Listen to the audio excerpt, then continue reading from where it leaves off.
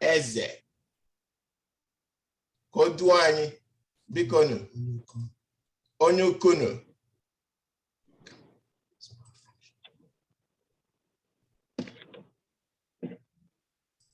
Go ahead, Christopher. Go ahead, I can see.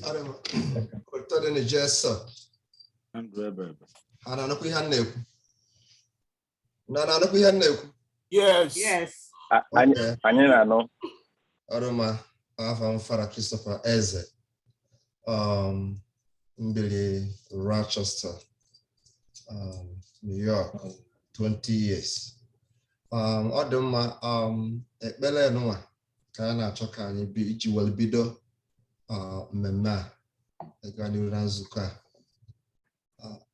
A marker na Honyamani, Onya Banana, Nafana, Nawa, Namon, Saw. Amen. Na Remifenina Dinkege Abako Nambeda Nabanea Ndi Agulu Bina North America Abako Ichikota Owaha We Bahanuche Nabogo Chineke Kereha Yahandu wee nye ha arụ ike ha nwere ike iji wee gbakọ n'ọnọdụ a ha wee sị ka akpọọ gị ka ị nọdụ n'isi oche na nwere obiọma anyị agbakọ ọnụ ugbu a jikọọ obi ọnụ wee na-echeta nkwa ahụ ikwere na Matthew chapter 18 verse 19 ebe i kwuru sị ebe ọbụla adị abụọ maọbụ ịtọ gbakọ ọnụ were kwekọrịta wee yọọ ihe abụ na ihe na nna gị ga-eme ya. Ikwukwara ọzọ na Matthew chapter 18 verse 20 na ebe adị abụọ maọbụ ịtọ n'aha gị na gị onwe gị nọ n'etiti ndị agha na-akwụba aka ọtọ Chineke dị mma, Chukwu dị ebube, ndị nke gị agbakọ wee kwekọrịta wee na-ayọ gị ebe nọ n'etiti anyị ugbu a ka ọgbakọ a na ọnọkọ a wetara anyị ngọzi gị. Nkata niile eji ka ịkpa n'abalị a bụrụ ihe ị ga-agọzi. Ndị niile ga-ewepụta atụmatụ dị iche iche bụrụ ihe mmụọ nsọ ga-akwado wee tinye ha amamihe aha n'ime ka ha wepụta ya. Ka nkata niile ndị a bụrụ nke ga-wetara anyị agamnihu, adịmma nke ala nke mkpụrụ obi nke ga-eme ka anyị dịkọọ ka ụmụnne na-emekọrịta ka ụmụnne nọ na mba wee nweta nchedo Chineke, nwee ịfụnanya n'etiti onwe anyị, wee nwee enyemaka nke ga-amasị Chineke n'ebe onwe anyị nọ. Nna nwere obi ọma, biko gọziere anyị ọgbakọ a ka ihe na-ejike mkpa n'abalị ya wetara anyị ngọzi gị n'ụzọ dị iche iche, wetara anyị dịkọ n'ọnụ ihe ndị anyị meka anyị na-ayọ sị na Kristi Onyenwe anyị. Amen. Amen. Amen. Ngọzi nke Chukwu na-apụ ihe niile Nna na Nwa na Mmụọ Nsọ bụkwasị anyị na nyere anyị oge niile. Amen. Amen. Amen. Isi oche. Thank you, Father. Daalụ, anyị kele gị na nọnyere anyị taa. Ladies and gentlemen, good evening. Agulu nweme ekene m unu. Good evening. No. In today's series of our community lectures and education, I have the pleasure to present to you one of your own, a professor of chemistry, Dean, Faculty of Physical Sciences, Nnamdi Azikiwe University, Anambra State, Nigeria. Chairman, Governing Board, Anambra State Primary Healthcare Development Agency. Former third Substantive Provost, Federal College of Education, Umunze, in Anambra State for 8 years. Chairman, Committee of Federal Provost in Nigeria and Governing Council member, National Committee for Colleges of Education from 2014 to 2018. Former resource person for the accreditation of various polytechnics and university programs in Nigeria, and an external examiner to many universities in Nigeria. former resource person for United Nations sponsored study of out-of-school children or nomadics in Nigeria. This person, who is a professor, holds PhD, master's, and Bachelor of Science degree, all in chemistry. He has a postgraduate diploma in education from UNN and postgraduate diploma in business administration from UNIZIC.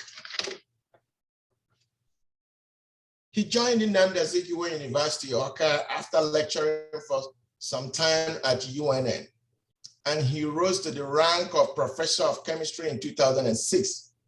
He has headed 2 departments in UNIZIC, namely Production Technology and Polymer and Textile Engineering. Prof has published over 80 journals, local and international, and contributed to 5 textbooks. He has also won many awards, including Award of Excellence in Transparency, Academic Excellence from staff and students of various academic institutions. He also holds the Henry Daunt Gold Merit Award for service to humanity from the Nigerian Red Cross Society. He bagged distinguished service to the Chemical Society of Nigeria from Chemical Society of Nigeria. He was the Provost of the Year in 2012 and Labor-Friendly Provost from staff unions. He was the National Vice President of Agulu People's Union, APU, and Chairman of Education Committee in 2011. He was honored with Merit Award in 2011 for his contribution towards the development of Agulu People's Union. To crown it all, he was given the title Ugonea by the Igwe of Agulu. Please, my people, Ndi Agulu, welcome no other person than our professor, one of our own, Professor Josephat Okechukwu Obuagụ. He has stayed a week to pass this knowledge to the next generation in our quest to know more about the history of Agulu. Please welcome Ugonea Ndi Agulu. Ekene munu. Aka. Ugonea. No, Ugonea. Ugonea. Thank you. No. Thank you. Welcome. Thank you. Prof, the floor is yours. Okay.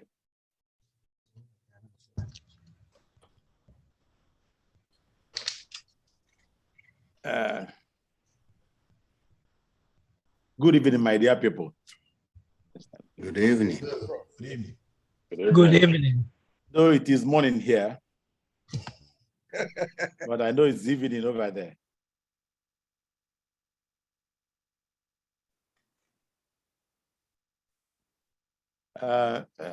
Fidel, you can allow me to share the screen so that. Yes, he can go ahead and the sec, please allow him to share the screen. Give him permission, I believe. Prof, I think you should be able now. I've given you the right. Thank you.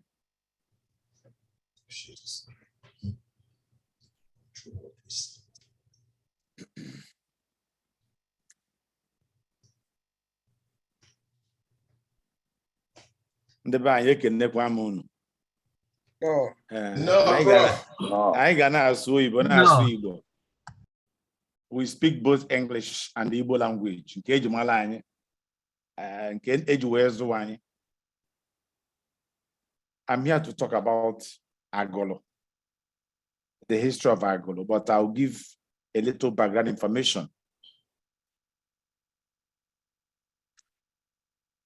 To APU in diaspora, ndị ofesi, ndị be anyị na-asụ ndị ofesi, trying to locate their own, strengthen relationship na nzukọ onye agha na nwanne. We often talk about Igwebike, Onyaga na Nwanne. This time, we particularly reference to Ndi Agulu and diaspora in North America.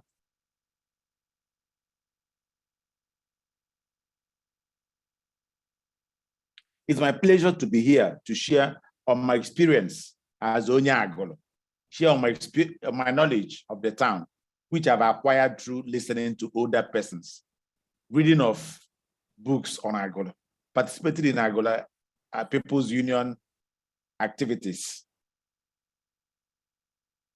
or functions in my village, and so many other things about the town. Now we begin by looking at the town Agulu.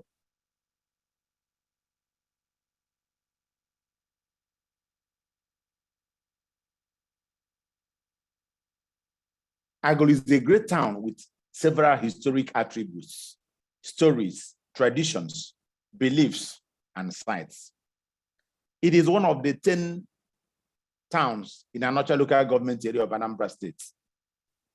Politically, we say that it's in Anocha, one constituency, which comprises of 4 towns: Agulu, Adazinu, Adazenu, and Adaziana. These 4 communities are made up of 10 political wards. Agulu has 4 political wards: Ward 1, Ward 2, and Ward 3 and Ward 4.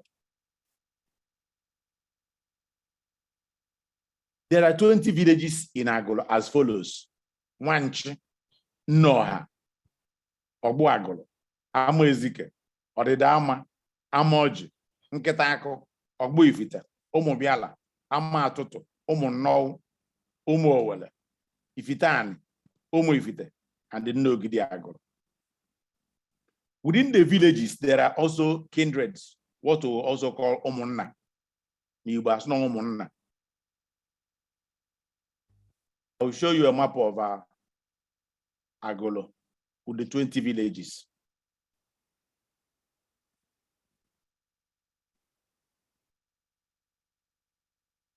There are some interesting things that we need to talk before we discuss origin.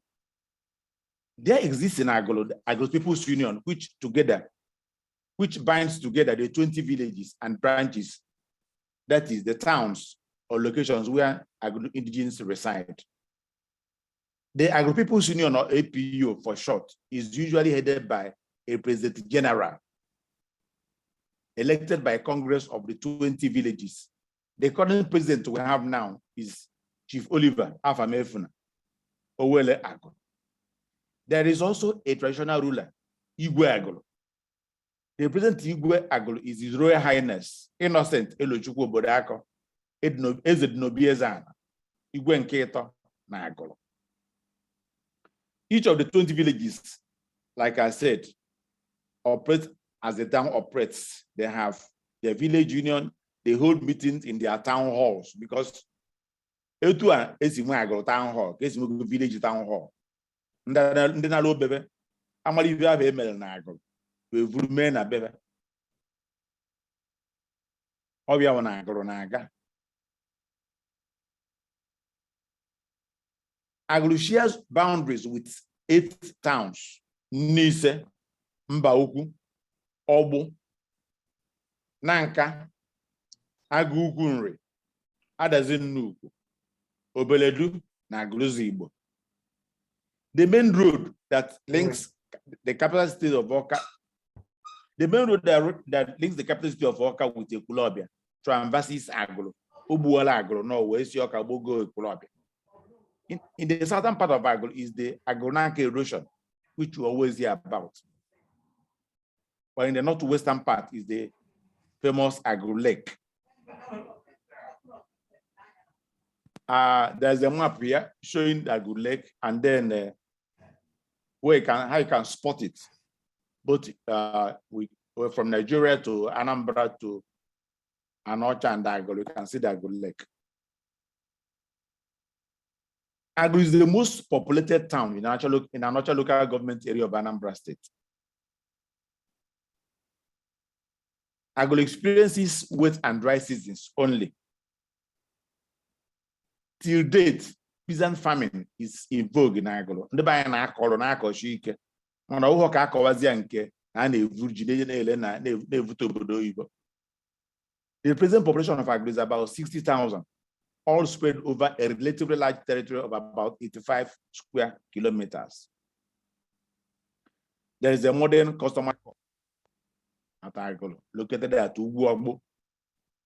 There's a zonal post office strategically located at Umago to serve the town and the surrounding towns. There are two fairly large daily markets, Nkwago and Afuagulu, which are complemented by the ever-busy business centers at Ezinano and Umago junctions. Agulu hosts the Pharmacy or Faculty of Pharmaceutical Sciences campus of Nnamdi Azikiwe University, as well as the National Agency for Food and Drug Administration and Control, NAFDAC Zonal Lab. I am going to lab all through Enyamaka Dora Akoyin and the Banyo of. There is a teaching hospital plus other privately owned and public maternity homes that cater for the health and needs of our people at Agulu. Agulu has 8 secondary schools, among which are vocational centers, about 22 primary schools and parish buildings in virtually all the 20 villages. The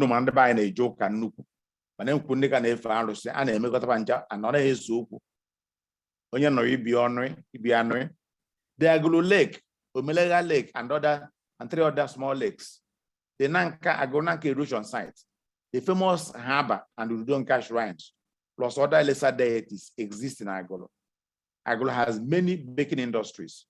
The Agulu Lake Resort has been completed and offers modern hotel services.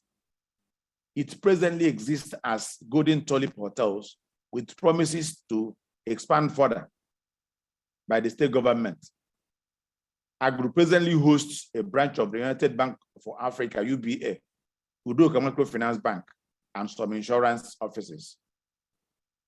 And when you go hotel na Agulu, Golden Tulip, Oyenota, Obichago Obela na Golden Tulip, Echi, Oyoto to Jeven, Bocha Bia, Blue Beer. There are numerous artisan workshops such as mechanic, furniture, tailoring, photographing, computer studios, barbing, fine applied art shops, etc. that exist by the sides of Agulu major roads. Agulu is also noted for a high number of indigenous reverend fathers and sisters. Presently, there are more than 86 reverend fathers and over 90 reverend sisters of Catholic denomination. There are also more than 100 ordained pastors in other Christian denominations.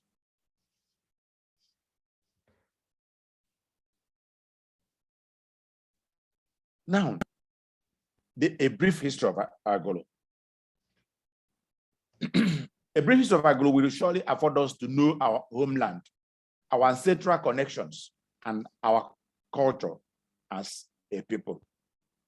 The history and origin of Agulu is broad, but we can afford to summarize, making sure that we touch all the gray areas.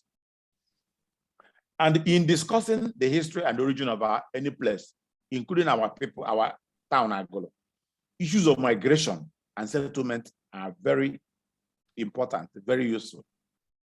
We have heard stories about who met outside the shores of Nigeria, fell in love and produced children, only to know later that they are blood relations. An issue like this can be handled better with a good knowledge of one's background. This is one of the reasons why this is very important. I call wine. The exact history and origin of Agulu has many versions. These versions are based on moonlight stories and fairy tales. I will present to you the version that is judged as the clearest, most straightforward, and most widespread, acceptable by a majority of our people and elders. And this goes like this.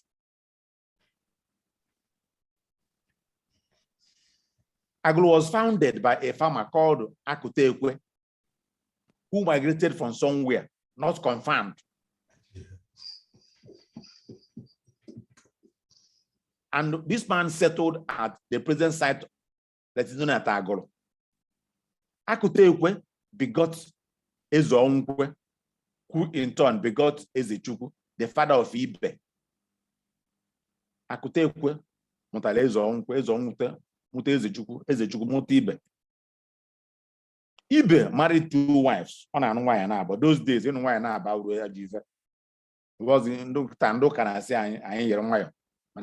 it was even encouraged. We can act often. Now, Ibe married 2 wives. The senior wife had wished to name her first son Agulu, but as the providence would have it, the junior wife, which is the second wife, was the first that had a male child, and she named that child Agulu for short. Agulu, which is Agulu for short. Agulu means that she was wishing na aga afia ga digide na aga Agulu naka agbobile as Agulu. The senior wife later had her own child, a son, and decided to retain the name she originally proposed to give her son, that is Agulu, without conflict. And I say, therefore, the two sons of Ibe answered Agulu.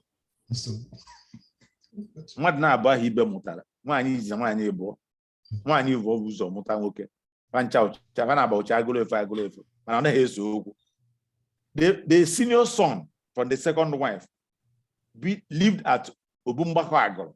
Even I bought Obumbako, honor the Agolo. While the second, that's the junior son from the first wife, lived at Agolondela. The eldest son, living at Agolombako, begot 9 children. Wanchi, Noah, Ogbuagolo, Amoezike, Odedama, Amoji, Isiamibo, Ukunu, na Uhueme. These 9 villages together form Agulu Tegete. Tegete means 9. Na kaisi ukwu. Agulu Tegete. The junior son from the first wife, on his part, had 11 children. Obago, Obe, Nketako, Ogbuifite, Omobiala, Amatuto, Omowela, Omonau, Ifitana, Omoifite, and the Nogidi. Nogidi is the last child. These 11 children of the second son from the first wife form what we now know as Ebemono or Agulu Ebemono. When we sit together, we don't talk about Agleno and Agulana again, but we have it on records. Makana is always good to know details. The children from these 2 women, now 20 of them, form the 20 villages in Agulu, what we now know as Agulu Ohumba. 20 villages in Agulu, which we are always talking about. Agulu Boinam, Agulu Ohumba. Like I said earlier, when you get down to the villages again, they have their kindreds, Omunna, and then very importantly, Omuada, who are daughters of the kindred. As times went on, people from other places ran to take shelter in Agulu. It became very organized. And this is what I came in, assisted in enlarging and increasing the strength of the town, which today is one of the most populous towns in the Anambra State.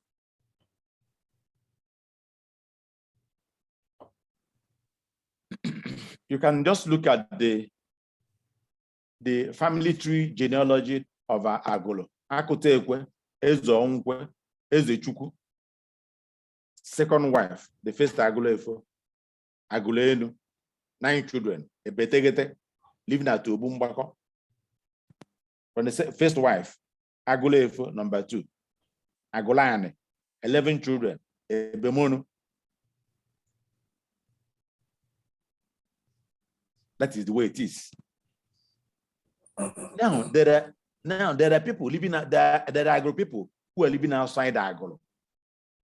One thing led to another one. They decided to do online chemistry. I still want to. They just move a little bit, but we are still living close to ourselves because protection those days has always been very important. They are Agulu Agolo ndị Agolo migrated biri n'Awka. Agolo Umana in Enugu State.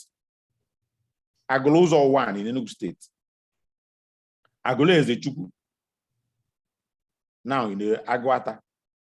Then there are Agolo people living outside Nigeria. Agolo has different titles.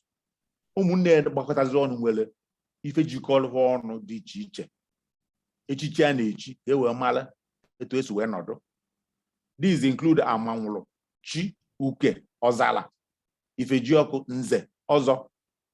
Ozo is the most respected. If you come to Ozo in Agolo, you have Ozo Ebetegete and Ozo Ebemonu.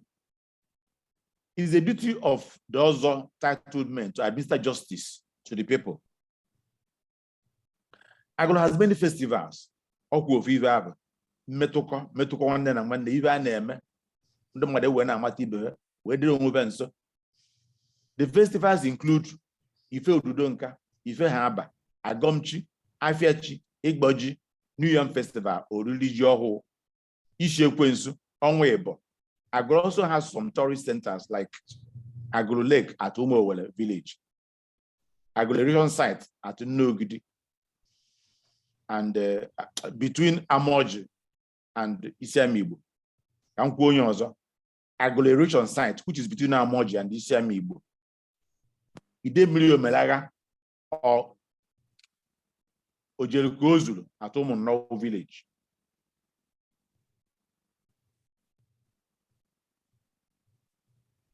History also has it that Agolo lost some men during the time of slave trade. I cannot conclude my presentation without informing this august audience that Agolo has good people in academia, in politics, and in business. If you come to politics, we boast of the next possible president of Nigeria, Mr. Peter Gregory Onwubuasi Obi, a proud son of Agolo, who was a governor and who has always been in politics, trying to redefine politics in Nigeria by playing according to the rules. What I mean is that since he became, since he entered politics, he was a governor trying to do the correct thing. Today, we're praying to God that he keeps the fulfillment of being the president. In fact, Agolo people have benefited from P2B in several ways. In academics, Agolo has many professors scattered all over the world. In business, virtually every community in Nigeria has a supermarket owned by an Agolo person.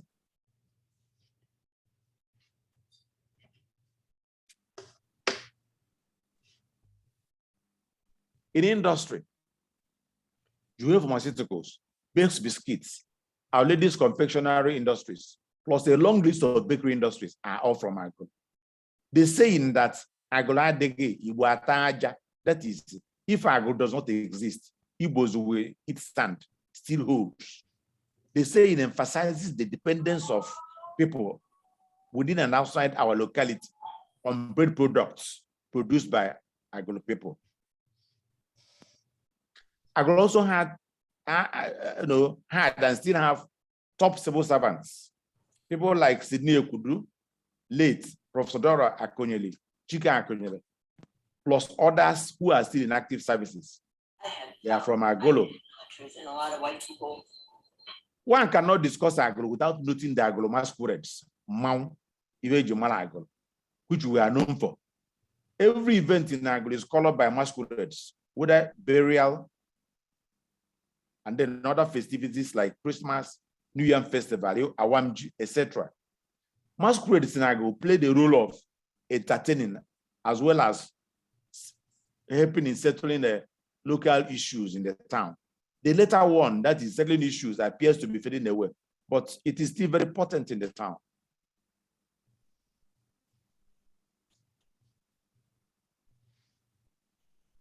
I will not take your time too long. I want to conclude so that I can also take questions.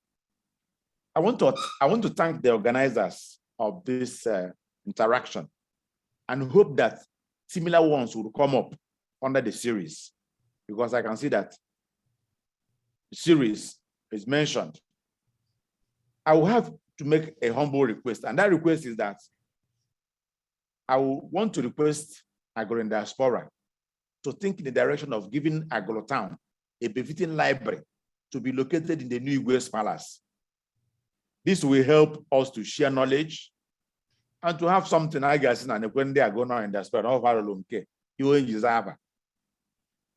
Please, I want to thank you, and thank you for this rare opportunity.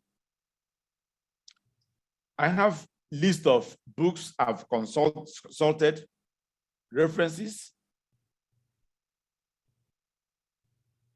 books I consulted in presenting this.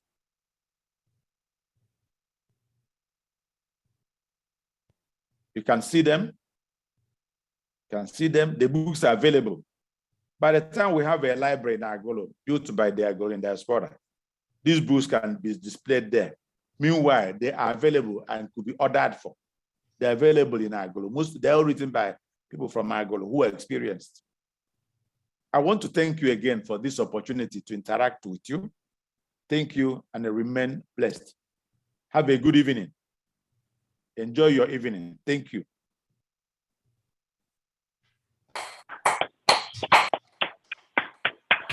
Thank you. Thank you, Professor, for this well articulated and well narrated brief history of Agulu. Ndebanye Nanugono Prof. Prof, prior to today, on this session, there were so many questions, there were so many areas that we need to clarify. There are so many myths and legends out there about the Agulu community. So I think you've helped us clarify a piece. Thank you. Like we normally do, I think this is a Q&A session where if you have a question about the presentation Prof Umegolo today, you can easily unmute yourself and take just maybe 1 minute to clearly state your question and then pose it to Prof, and he would provide responses within his capacity.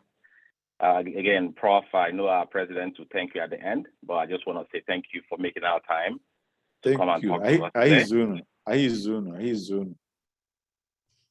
And I'll kick off the Q&A session with a question on my end. Okay. Growing up, I heard about this myth about relationship of Agulu and Agulu Zibo being the elder or older brother of Agulu. From your presentation, it seems like Agulu was formed and then people migrated out of Agulu to Agulu Zibo to be formed. Is that the correct statement that we should follow, or are we to follow the myth that Agulu Zibo Mota Agulu? Thank you. No, Agulu Zibo cannot father Agulu. You see, Agulu has never had an internal war except the one at Oguebe Tegete in Kanolo, the President NAFDAC Center. But it was not a very serious matter. So I don't want to share in the view that Agulu Zibo would decided to leave Obu Diobala.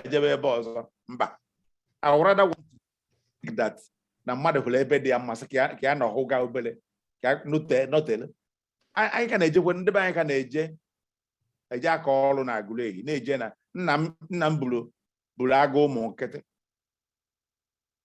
What I go? Oh, when the butcher and Natazaba.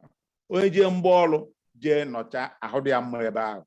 On Ozeba, now call now, mom. So what? I want to believe that is the origin of such other, small Agulu towns. I am sure that if we had quarreled, or if there was a quarrel before such people migrated, the remnants of such will still be there. Makas no now, anocha ogo, edo segodu, dede gugu nade. Enwe dede gugu, ndi I na Agulu Igbo enwe dede gugu, I na emekorita. Thank you. Thanks for that. Thank you for that response. Again, opening up to the floor. On question, feel free to unmute yourself and pose your question to the prof. Thank you. Prof. Ofadeze. Okay. So I just list the 20 villages. So now I got through it. I don't the Agulu I missed out. I'm more biobasans. Agulu listed there. Agulu is there. Agulu is there. Okay, I'll look on by the side of the hand.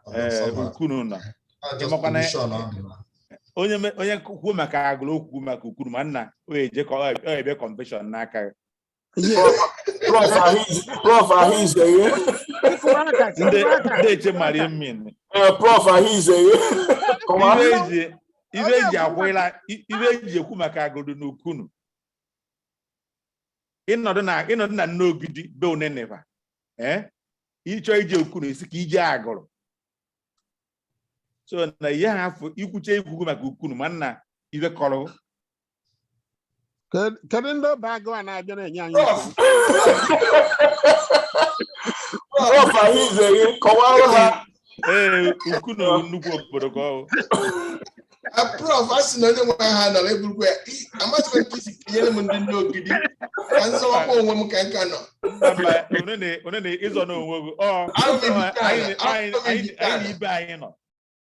Okay. So anyị ibe anyị nọ. Nke ajụkwa n'ajụjụ nke a m na-ajụ na nke onwe m. Emechaa nke maka APU under that. Okay. I want to expand a little bit more. A lot of things today an eye-opening for me. Okay. Okay. Can you expand on the notion we always hear of Agulu? That's one. The second part is if you could talk a little bit more. I know it's a word of oral history and so on about the Agulu War, about this Okuekwe that was on the top of the Iroko 3. Okay. I would love to hear more about that, if there's any documentation, or even if it's oral history. So we'll get that. Okay. Thank you. Okay, you're talking of Agulu and Okuekwe. During the war, that was very good. Top of they are one and the same thing. You see, in my strength, na power intoxicates. Strength also intoxicates. Number intoxicates. Size intoxicates. Eben well 20 villages. Under 20 villages. All good kita in 4 words. Even as na Northern with 10 words. Agulu will 4. Others one doesn't go 1. Oh, makana anyị ehika. And we feel na anyị onye the mmaba. Na ike anyị ehike eme na anyị ndị bịa ekwu ọgụ. You will know very well that there is no arrow people in Agulu. Agulu enwe ndị arrow. Maka ndị arrow bịa, we vuru long juju wele bịa. Mana mgbe ha bịara Agulu, agba na mgbe Okori Ijoma. That one is a story for another day. Okori Ijoma mgbe o meche establish ama ọgbala na ndị Ugwenu ndị juru na ụzọ Agụata. Ọ bịara Agulu achụ onye ọzọ, ọnụchụ ọgụ bụ ihe ọ hụrụ nara. The concept of Agulu gburu enyi na mma bụ igosi gị na ka Agulu si wee dị ka ike ha si wee dị. Na ha ji gbakọrọ jiri mma gbuo enyi. Mgbe Agulu na-egbu enyi na mma, mgbe ahụ Agulu n'uso ndị ọcha ọgụ, n'uso onye bịa n'uso ya ọgụ, ọkụ ekwe na akụ ekwe, onye na-ahụ ọja wee na-aja ndị mmadụ na-aja jaja nja ịma na mmanwụ fụta na-akwu na agụrụ mmanwụ na-arịgo enu aja na-awụtu na agụrụ a na-agba asị ajaja njaja hụrụ dike ọkụ egwu ahụ jaja hụrụ dike ebe ọ na-aja njaja nja ahụ ebe ahụ agụrụ ji mma na-egbu enyi ka njisi gị na ihe na-abịa ikwuru owu ka ọkụ ekwe wee jerigo n'enu osisi na-akụ ekwe ndị ọcha gbachatu onye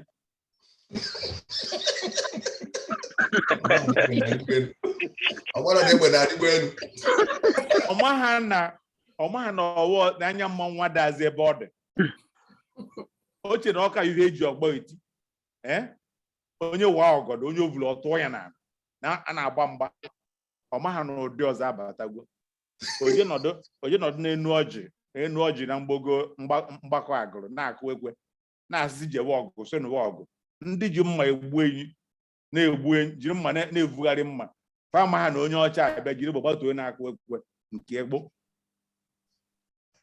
ọya bụ ọgụ ahụ ọgụ ndị bịara abịa ọwụtata ka azọwara ana ọwụtata ka azọwara ebe ya anọ ebe ndị ya ebu nọ ndị zọta banọchi ike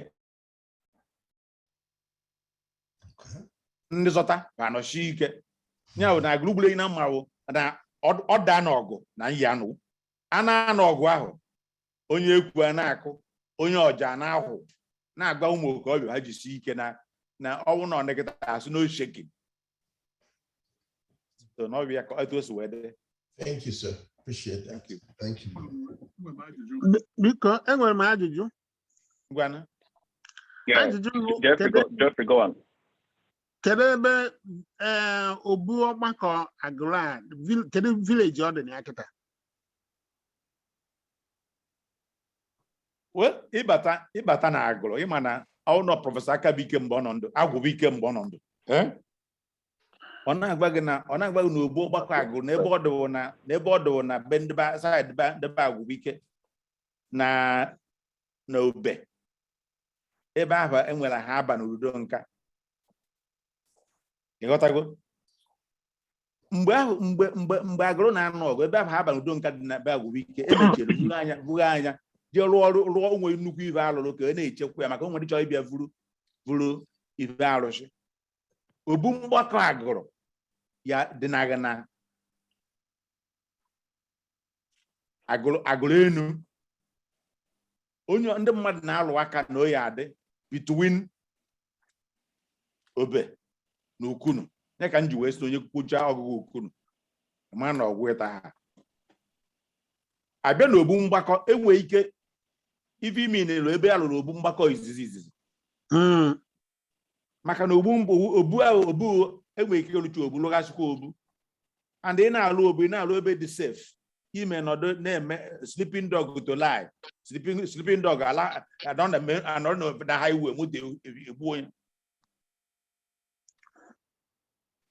enwere ike ọ bụrụ na obu mgbakọ izizi dị na Obe enwere ike emechi evuru ejewe na Ukunu ibe nji akwu arụ Ukunu aka bụ na ịbịa na-eji ụzọ ọgbụ na-agbada na-aga ya ha ma na o nwere ndị bu na mgbada ebe Ukunu nọ and ebe obu mgbakọ ya adịghị ebe mgbe ochie ahụ ya ebe dị safe so onwe nkịta ebe dị signboard si na obu mgbakọ agụrụ mana o nwere ebe a na-ene anya nọ axis the way it existed. Ukunu. Biko, Prof, can I add the other something if you could? Go on. Biko, can I add the other something if you could? Onye ọkụ ekwe ahụ ndị ọcha gbatụrụ afọ ya bụ egbeji ọgụ onye ọba agụ ka ọ bụ. The family is still no bago. Afọ ya bụ egbeji ọgụ. Egbeji ọgụ, okay. He's an actual person, yes. One helicopter call no guy battery.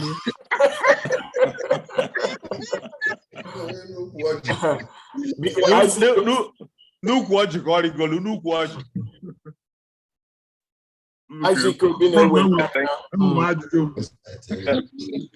Yeah, thank you for that. Thank you for the answer. I got to Kristen Obikili first, then we'll come back to Uzwak Wonder. So Kristen, over to you. Yeah, Prof, thank you. Because welcome the two questions. Go on. Number one, Bo, you mentioned Agulu, but in your documentation, Afahan or Ebahu, or any relationship between Agulu and Agulu. Then the second question, Bo, why now about Agulu? No, I'm ever has you from where? Okay. Now, I've been in Agulu. The money gbasara Agulu ya na ya wiwe akụkọ ahụ otekwa n'aka Prọfesọ Onwejuogu de la akwụkwọ wesi na Agulu na-ebido n'agụ ukwu anyway na-ekwu yes mana ije ịbịana maka na ije n'ọdịnala bizum nke n'agụ ukwu a na-akọlụ etu ndị agụgụ si wee si Agulu wee bịa biko ọkwanụ nri na ọ bụrụ agụ ukwu biko nri no abịa na nke ahụ is another story, but I'll tell you something now. So a na-ekwu etu ha si wee bịa then ịbịa kọwa kịta maka Agulu ya I don't want to go into that maka ịkọ maka Agulu dị ka iwe ya ịkọ kịta ndị Yoruba ewe iwe ịchọ ịgbaso Yoruba be iwe si ya na Oduduwa ọdụdụ nwa na onye Igbo jere mụta ndị Yoruba niile ndị Oduduwa na ọdụdụ nwa ka ọ ịkọ onye ivulu okwu ịkọwagide ịgba ọsọ otherwise ọgba baa n'anya. So Agulu people when they talk they say everything is Agulu, everybody move from Agulu. Mana history Agulu akọbela anyị how we migrated from Agulu.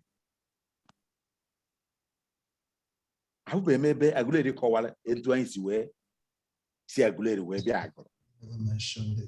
Why I don't usually touch that one owner? My great grandmother died at the age of 106.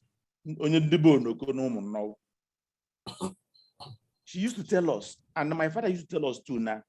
Ndaguku be a brina agro, Nakeja say Baguku. And then over and over Ndiana Binam Kevana Bondi. I can't be the brother. I can't be the man at that. I will take it over. You take up over. I just come be I can't be the because I'm from I can't be so very good. Is or you I can't be this. Maybe it's not can't be when I can. Now let me tell you, and that can be Ekwenanyika is a new name after the conflict in the Agukun and the Akangbisokwema. Yeah. Akuzuminkus a Lake City in Aguku. So I know about Ekwenanyika. I know that. But let me tell you very importantly that Akangbisi migrated from Amato to Agulu. Demiliam Atoto. Only with Demilia Kangbisi about the Jacob. Milu Nechu na Ebaho, one Abiaka, Ichundu one Abiaka. Ichugo ma Abiaka. Ichugo one Abiaka when did I want very good. Ma Abiaka, carry na who amount to Demilia out to Gunus with Agu. Oh, no chapter Agro in the explorer. Oba Kangbisian. Manachom Mije Metevena even a la hola. Okay. Now, Agu Bunago Agro, Mbetelaka, and a general, a Janova, or a who and I win who and they would take who and a Janova. Manaketa, or Kuan as na Kumakan Dijo.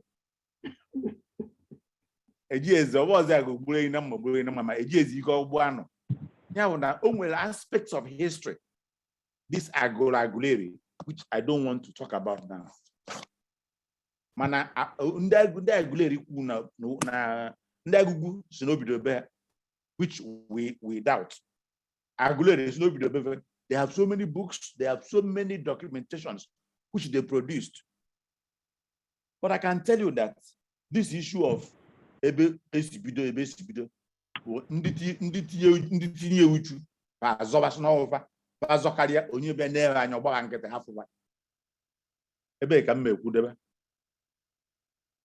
de no nwe ife ọzọ ụmụ nwaanyị ahụ na-aba ahụ ụmụ ibe nwaanyị izi na nwaanyị abụọ agwabeghị anyị ebe ha si wee bịa agụtabeghị m akwụkwọ ebe ụmụ nwaanyị ahụ si wee bịa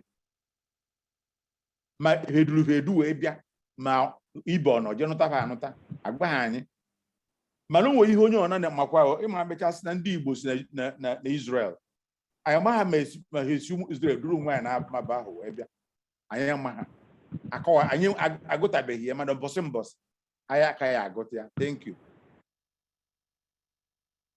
Prof, for the crisp answer. What's up on you can unmute yourself, Chief Theodore Moka, and ask your question.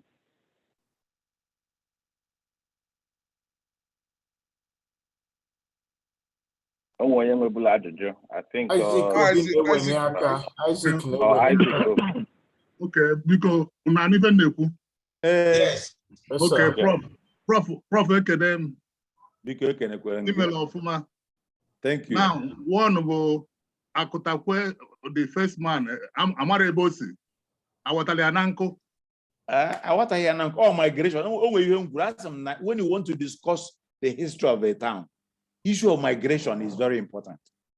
Oh, Namva Jele, Ago Monkete, Uzo Agule. Oh, no, about Honatazaga Ago. Eh? Okwane, ono kowa dewel makana. Oh, na kowa ha, hama. Obunna gwamna enwere ihe ndị oyibo na-agba no as missing link. Missing link. Okay, question was about this. If you basala Agulu Lake. Amalum ife na anu maka Agulu Lake. Ukwu onye egwu m ebe aka mmụlọ ebe to ese egwu mmiri. Kedu village gị? N'Ogidi. Okay. Now, njesi akwụkwọ na Nwaagụ. Mgbe okwu na anyị na trek 4 miles wee jee akwụkwọ mgbe afọ. Now, even na akwa maka Agulu Lake, oselo with ndị Agụ Ukwu because Afugom some write-ups. Ndị Agụ Nri, they claim na ọ Nri Lake. Are they doing that because on the other side of the bank of Nri? Panaltree Watanya is Dolia as their lake. Onye onwe mgbe akọrọ ụdị ife ahụ akụziri m nkụzi na Lake City Secondary School mgbe nsi ugwu Sanata after my youth service. Let me say it very clear. Onye agụ ukwu na-akọ maka ownership Agulu Lake. Ịma na ọ lachala ụdara ichuchu ma ihe mara iweta ụdara acha ha acha nke ka na-acha green lachacha anya ọ na-anya onwe etu o si eme n'eze mana na ọ lacha ụdara acha ha acha. Agulu Lake bụ Agulu Lake. Anyị kama etu Jeremiah nna ya si nabata onye bụ Agulu Lake. He said Agulu Lake, it is very clear. As a student na University of Nigeria Nsukka, esoro njem Jeremiah onye ko melutokwa afa nna ya. Ọ nna ya nabatala onye na-atala ezu Agulu ahụ. So that one is not, there's no conflict. There's no conflict about it. Onye Agụ na-akọ maka ya. In fact, my father's most senior sister told me na mgbe apele mpe Paka na-eje aka ọlụ across the lake na Agụ before the lake expanded. Ọ kọlụ m, she told me na afa na-eje kafa kọlụ n'ebe a wee gafata ebe close to Golden Tulip ụzọ esi amafele wele eje ebe a wee fuo onye na-aja bicycle, somebody driving bicycle. My great grandfather took them back to the house. Wee sị na alụ eme na ya bụrụ onye na-aga na ọ gbanaghị eri ya ana onye na-anya bicycle ka ọfụ. My grandfather wee Ogbuagụ, eze nwa mụtara Ogbuagụ wee enye Kwuriva. Na ya bụrụ na alụ eme na ya bụrụ onye na-aje na ọ gba erughị ya ana ọ na-aga ọhụọ wee sị na ọ ghara agha ya ana na ife bịara ife ya agba aka wee na.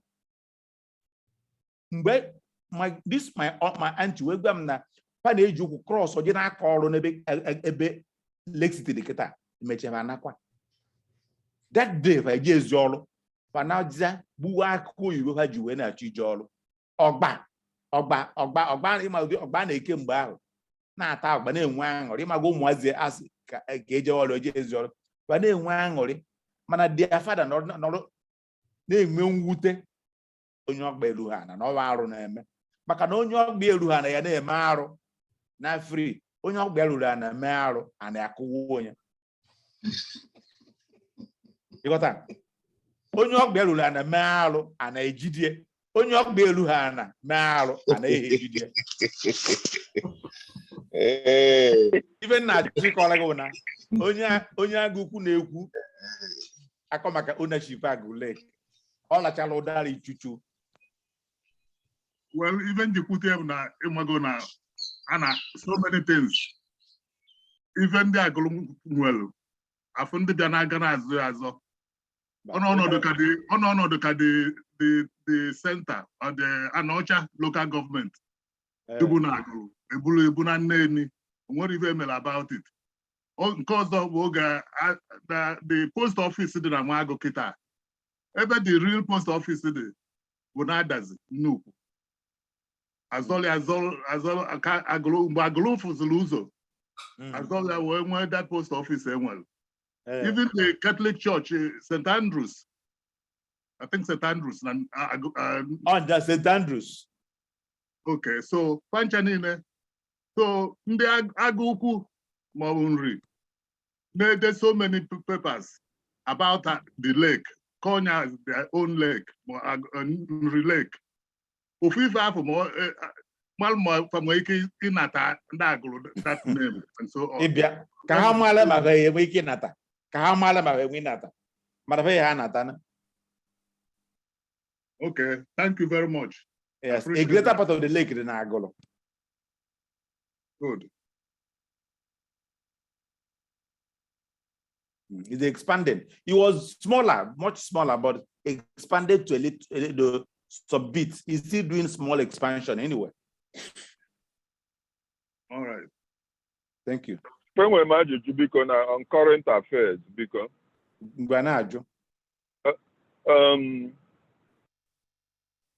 if you progress in Agulu, even an insider, you are former president. Progress and na Agulu town. If you ife niile na-aka ma ahịa na-ekwusi nse ya alụ ma ihe dịka ma post office I mentioned now amaghị m ụlọ ọgwụ General Hospital Agulu ma court ma ihe niile ndị ahụ ka ihe ji ife na agụ because anyị nwa nọ here na-eche ihe ya eme na-atụkwa aro ụmụ ihe na-ewechigachi ihe azụ Naijiria ma ihe gọọmenti ya eme ihe ha eme ya nke ndị mmadụ ya ndị self effort bụ na-abụ most of the ihe na-eme na be anyị but anyị ala ka ịmụ ka anyị wee mara ka anyị si eneji anya n'ife ihe ya sị anyị n'ọnya nwa bụ ihe ji n'ahịa ihe ji ahịa ahụ na-agụ. Well, isi n'ife na-ahịa ahụ na-agụrụ ọwụ kasọ na-agụrụ ka ife na-ahịa ahụ ndị obodo ndị ọzọ ya na-aga at least ndị obodo ndị ọzọ nwezidere na eyi anụ nwa ka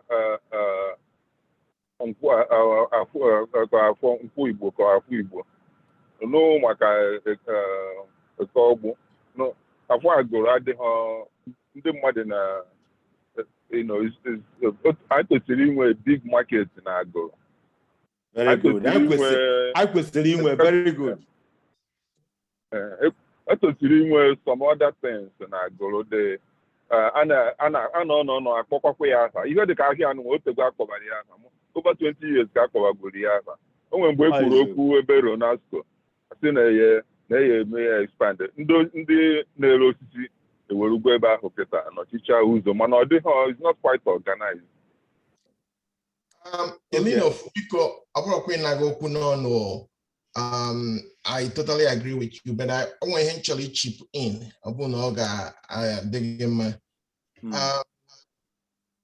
If I were to talk about history of Agulu, and this is part 1, is a series of educational and then, holding what is our own and trying to pass on the knowledge from one generation to another one.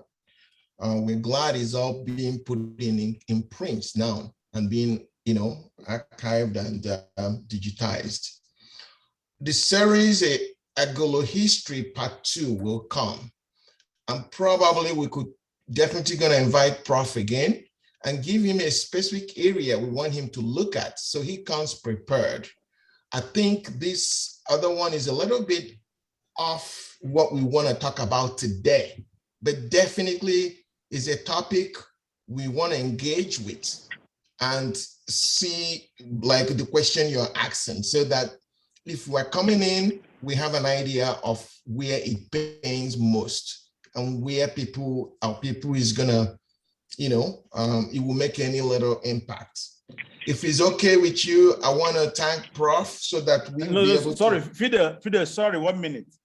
Let me just make a brief remark on what he said. I understand you. Just interrupt for a moment. This is Mr. Sorry, but what mine is procedural. Professor, I want to congratulate you on a wonderful presentation. I'm asking, how does one go about getting the material that you presented today? My reference materials? Or this particular one? Your presentation, yeah, because I have a couple of kids that were born here, and they would like to know about this. Everything. I'll pass it across to you. Send me your email. I think if we can share the information to everybody, that would be the greatest idea, presentation, for everybody to have it. Yeah, it's not difficult. Everything being done today is being recorded. It's gonna be in our channel, YouTube channel. Is everywhere. No. It has to be available in a different format. In the presentation format, different from the meeting procedures. Please, it has to be digestible by people who are not APU members. Right. Our channel, YouTube channel, WhatsApp, a lot of other is open to the public. It's not restricted. Just once they have the information, they can search it. But we make it available just like any other series we've had. Is usually we are blessed with IT person in the person of Omeka there.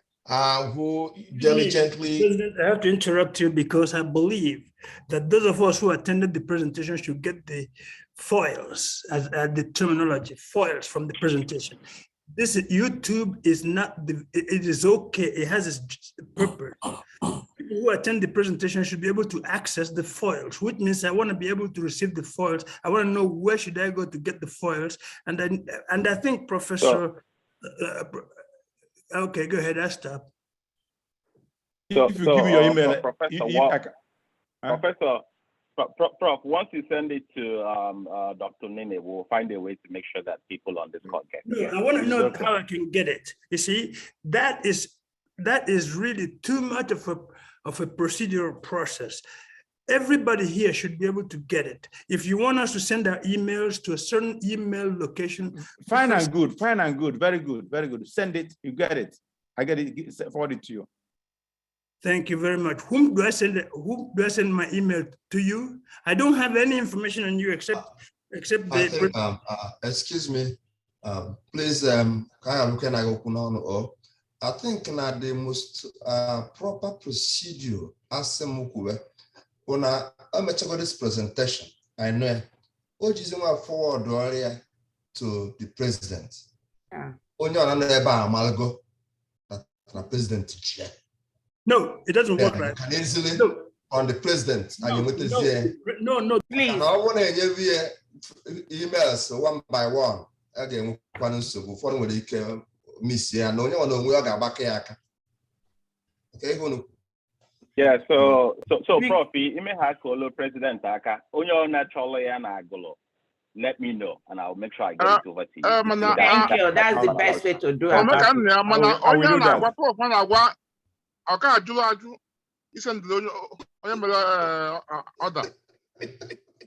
It's fine. It's fine. We have the emails of every member.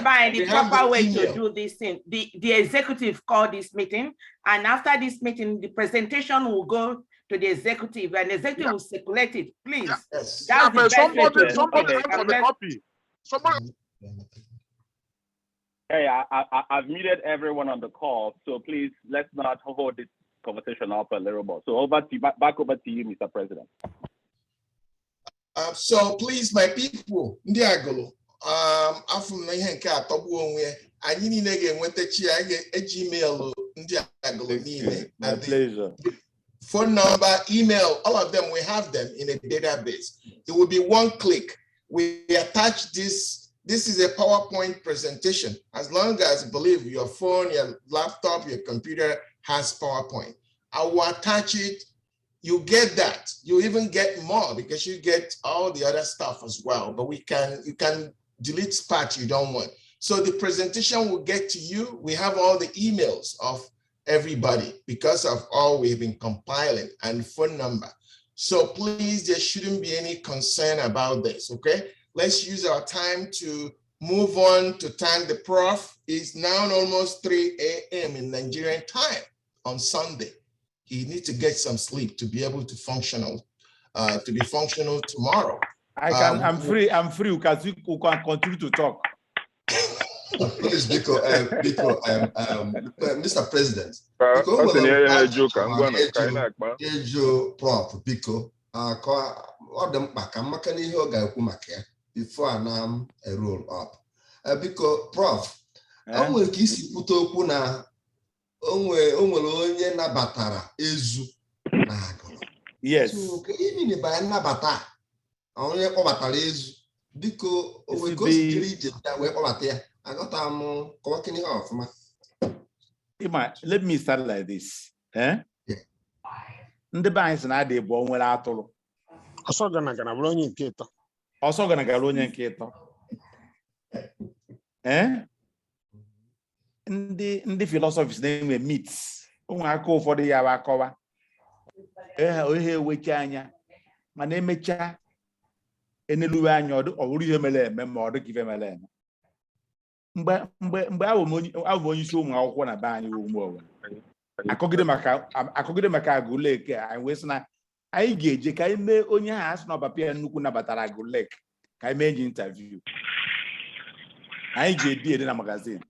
I wee jebe wee luo wee si anyị yes na akọrịa na papa akọrịa na papa nyanwa nabatala nwoke nwere ahụ ọnụ ịmago na etu esi wee kọ nwoke ahụ wee bịa wee yọọ ọnya ana ya chọrọ ebe a ga-anọ. Those days onye bịa ọnọnye even in my own kindred onwe ndị aka ma mgbe ha bịara onye bịa ọnọnye na be anyị na Agulu tata. There are people who are coming back to Agulu. I don't know whether we know about it. Some people went to Lord Panther. Some went to Arochukwu around this zone. They are coming back to Agulu today. I don't know whether people are aware of it. It's happening today. So the man came, wanted somewhere to settle. Papa Jeremiah, where's here? Nya biakono di anso. Osiamba. Nya chori nopu anopu. A wekbo that man bian we do ebe diteraka nyeba. After a few days, he came and invited his host. See bia ko fo ebenyano. Oluzie fo obele mmiri de eba. Ochoko kwa ochoko onye nni. No. Gosi obele mmiri de eba. No ebe ke ano. Later, he visited him.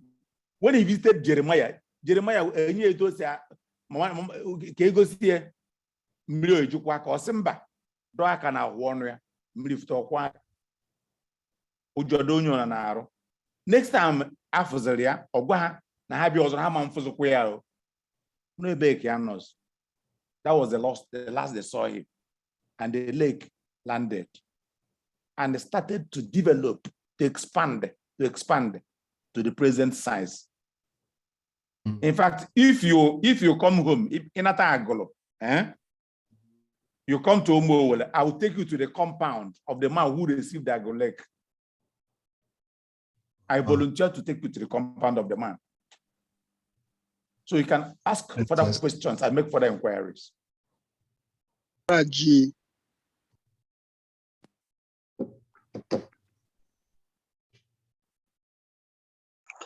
Biko ajụjụ mbụ na omenala echichi ndị Agulu. Because I wanna move. We're late. We're gonna have a meeting, the same meeting, and I said we're gonna have a series 2. This is part 1. They're gonna be part 2 of this because there's so many unfinished business and unanswered stuff. So, Biko, if you guys agree with me, let's. I'm once again thanking Prof for all he has done to make himself available by this time, because I didn't know it was possible to have somebody of his caliber staying awake till 1 a.m. to give a talk. But that's who he is. That's how he sees life. I see, I was asking him, please send me the biography on Asim Kiabian, Mexico, Lagos, and East. Music, the chaplet in Abigomi and Mili. On my Nalu, one your snare, Nalu, Nasan, in biography. Will take you a little bit of time. So now I wonder why. Finally, when I got the stuff, I said, oh my God, I now see the reason.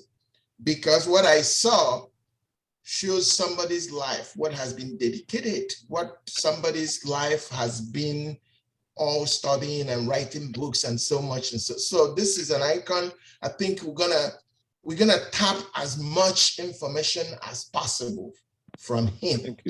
Thank you. Please. And we thank you so much for today. We definitely gonna develop more relationship and invite you more to do my pleasure. Other presentations and work with you to make our place better and help us organize our community here, because we're still in the infantile stage of this process. I am Thank available. you, Professor. But before we end this session, I ask everybody, please, I want 1 minute silence to be observed for all Agulu people we have lost recently.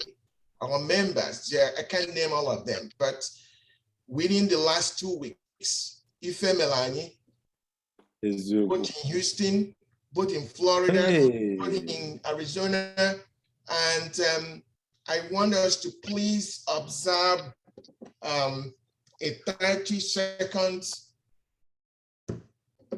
silence, and it starts now.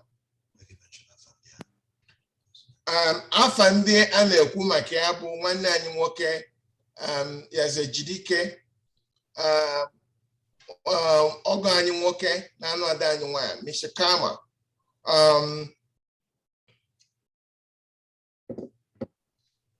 ọgọ anyị nwanyị bụ onye ọgọ my vice president, Reverend Ndeche, mother-in-law. I want us all to observe a half 1 minute silence, please. It starts now.